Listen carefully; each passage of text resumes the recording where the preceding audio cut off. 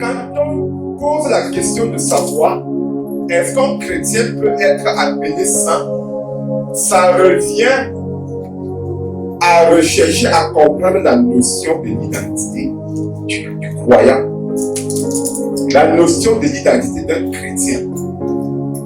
Et je peux vous dire, ça risque de me tromper, qu'il y a plusieurs chrétiens qui ignorent leur identité.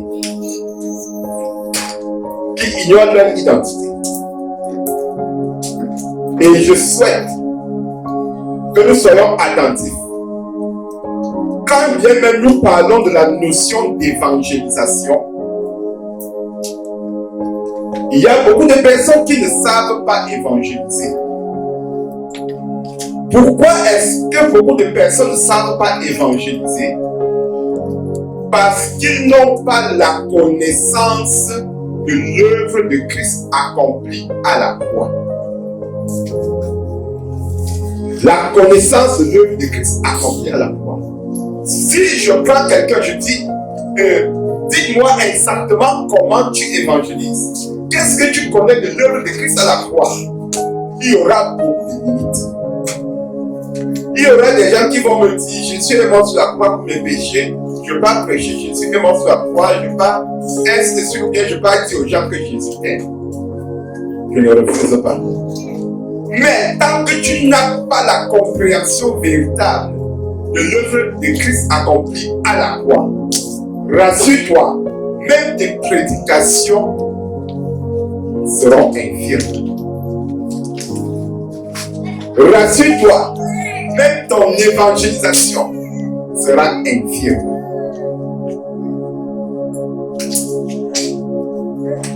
Parce qu'aujourd'hui, la religion a emballé énormément la chrétienté. Vous allez voir, quand je vais présenter le tableau, on est habitué, on connaît cela, on connaît l'homme en 3 dimensions, on connaît. Mais je vous assure, je ne maîtrise pas l'homme en 3 dimensions. Je ne veux pas trop m'attarder rien que sur la notion de l'homme en 3 dimensions.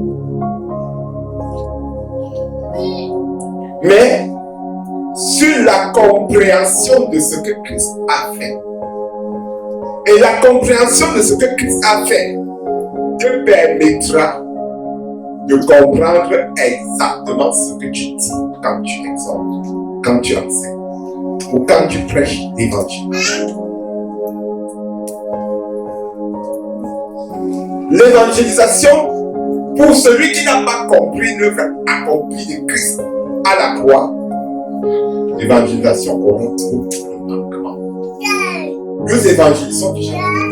Je vois dans nos WhatsApp et autres, la frappe est forte, c'est bien. C'est vraiment encourageant. Mais quand quelqu'un va accepter Jésus, qu'est-ce que tu vas faire? Qu'est-ce que tu vas l'enseigner? Du moment où tu ne comprends pas bien qui tu es réellement aussi à Christ. Et c'est un travail que nous ferons même avec les leaders. C'est-à-dire un travail d'évaluation, même de la compréhension de ces choses-là. Parce que la vision de la miséresse est beaucoup fondée est principalement fondée sur l'amour inconditionnel de Christ. Principalement fondée sur l'amour inconditionnel de Christ. Bien-aimés, comprendre l'œuvre de Christ à la croix est fondamental pour un chrétien. Fondamental pour un chrétien. Si un chrétien ne comprend pas l'œuvre de Christ à la croix, il ne peut pas comprendre réellement sa chrétienté. Il ne peut pas comprendre son identité. Et la pire des choses qui peut arriver à un chrétien, c'est d'ignorer son identité. Il y a des personnes qui déclarent toujours qu'ils sont des pauvres pécheurs. Mais, disant qu'ils sont chrétiens, n'est-ce pas? Qu'ils ont cru en Jésus. Mais se déclarent toujours pauvres pécheurs. Et nous allons comprendre que ces déclarations de certains chrétiens sont liées au fait qu'ils sont ignorants de ce que Jésus a fait à la croix. Plusieurs assemblées travaillent pour la cause du royaume, mais ignorent profondément ce que Jésus a fait à la croix. Ce qui fait que beaucoup de pratiques vont naître dans les églises, pas pour libérer les chrétiens, mais pour embrigader davantage les chrétiens. Aujourd'hui, nous allons retoucher la notion de l'homme en 3 dimensions pour parler de la notion des saints.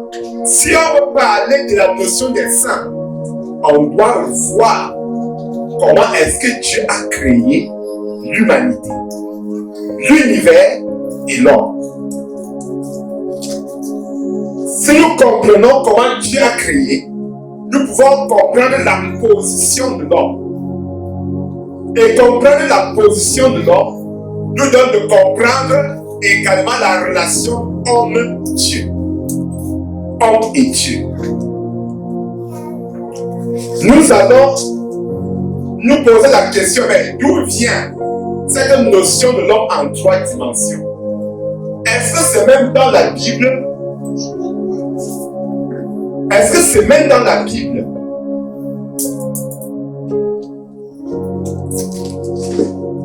D'où vient la notion de l'homme en 3 dimensions? Nous voyons que cette notion provient de 1 Thessaloniciens 5, le verset 23. 1 Thessaloniciens 5, le verset 23, qui dit ceci, mes frères et sœurs: que le Dieu de paix vous sanctifie lui-même tout entier.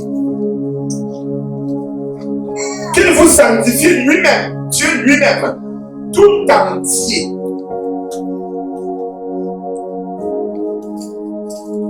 Et que votre être, l'être de l'homme, à savoir quoi?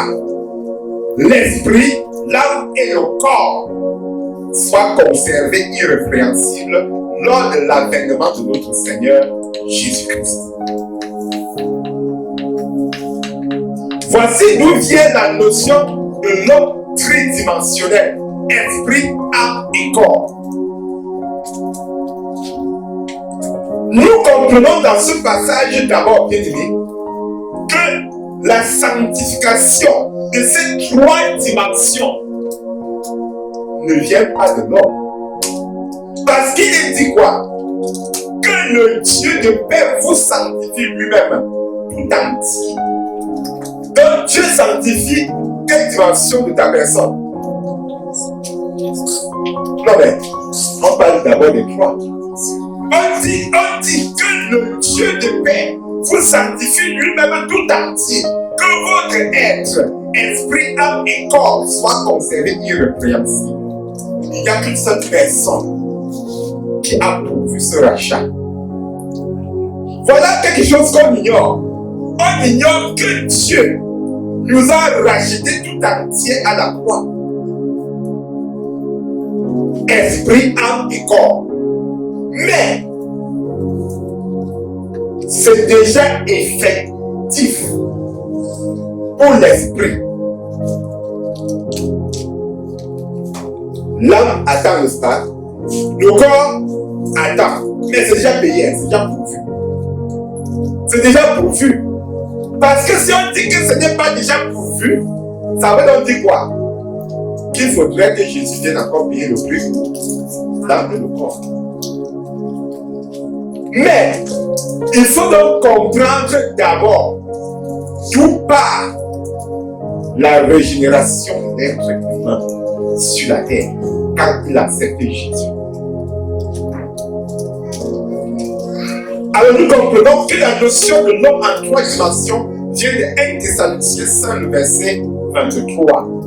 Nous allons donc parcourir la notion de la création, le récit de la création. Genèse 1, à partir du verset 1.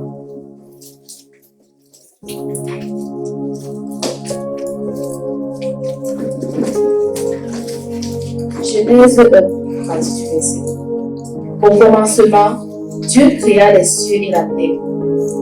La terre était informe et vide. Il y avait des ténèbres à la surface de la vie, et l'Esprit de Dieu se mouvait au-dessus des eaux. Dieu dit que la lumière soit, et la lumière fut. Dieu vit que la lumière était bonne, et Dieu sépara la lumière d'avec les ténèbres. Dieu appela la lumière jour, et il appela les ténèbres nuit. Ainsi, il y eut un soir, il y eut un matin. Ce fut le premier jour. Le premier jour de la création. Le premier jour de la création, Dieu crée quoi? Oui. C'est pas seulement ça, non. On parle, quand il dit le ciel et la terre, on dit qu'au commencement, Dieu créa les cieux et la terre.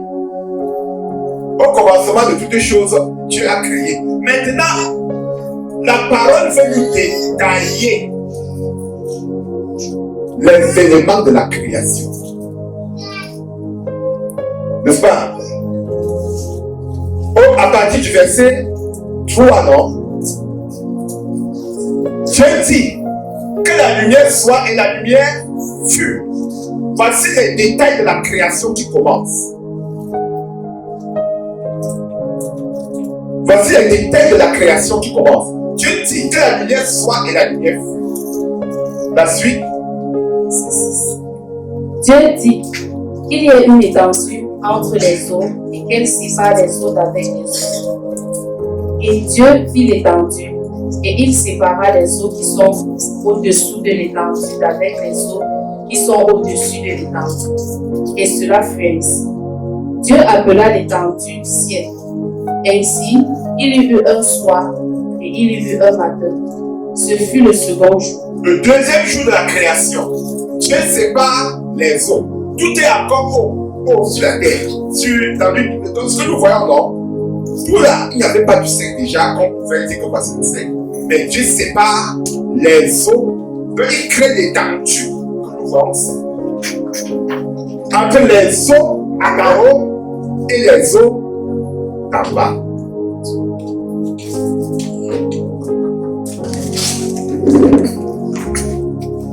Donc vous avez vu comment le Seigneur sépare. Il y a de l'eau d'étendue qui est à haut. C'est pour ça que quand il pleut, la l'eau descend seulement. Ça monte. Et quand il fait soleil, la vapeur monte, non? Pour aller reconstituer les eaux d'en haut. Mais il y a des eaux en bas. C'est ça, cette séparation-là. La suite. Dieu dit que les eaux qui sont au-dessous du ciel se rassemblent en un seul lieu et que le sec paraisse. Et cela fut ainsi. Dieu appela le sec terre et il appela la mare des eaux vertes. Dieu vit que cela était bon. Puis Dieu dit que la terre produise. Voilà, nous sommes au verset 10. Vous voyez que, regardez la stratégie. Dieu a commencé par créer ce qui éclaire, ce qui donne la lumière, n'est-ce pas? Au verset 3, non? Que la lumière soit, et la lumière fut. Il y a déjà de l'eau. Il y a la lumière. Il y a déjà de l'eau. Il y a de la lumière. Maintenant, rien ne peut imaginer, tout est eau. Qui peut vivre dans l'eau parmi nous? Voilà, le Seigneur maintenant va séparer les eaux avec le sec, non? La terre va apparaître et les eaux vont se rassembler en un lieu. C'est ça qu'on voit les océans, les mers, les fleuves, les rivières.